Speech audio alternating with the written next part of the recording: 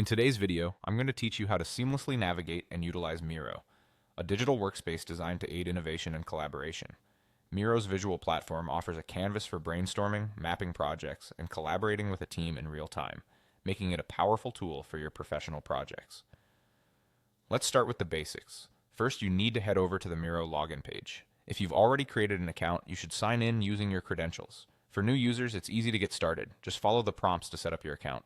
The interface is designed to be user-friendly, so you can get right into collaborating without any technical hitches. Once you've logged in, you'll be taken to your dashboard. Here you can see all of the boards you've been working on, whether you're part of a team or going solo.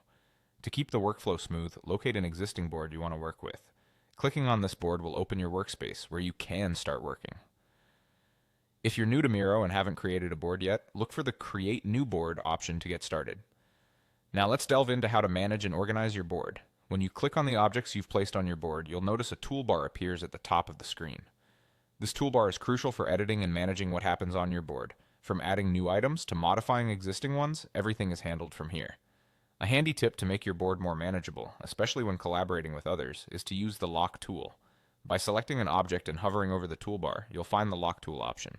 Clicking on it will lock your selected object in place, preventing any accidental moves or alterations as you or your teammates continue working. This feature is particularly useful in shared workspaces where multiple people are making changes simultaneously, ensuring that once elements are set, they remain right where they need to be. With these steps in mind, you'll be able to effortlessly navigate your boards, lock important elements, and make the most of Miro's flexible workspace design. Remember, practice makes perfect, so don't hesitate to explore additional features as you become more familiar. That's it for today's guide on getting started with Miro. We hope this tutorial helps boost your productivity and enhances your collaborative projects significantly. Don't forget to explore more of what Miro offers to truly optimize your workspace. Thank you for watching, and as always, feel free to leave a comment if you have any questions or need further assistance.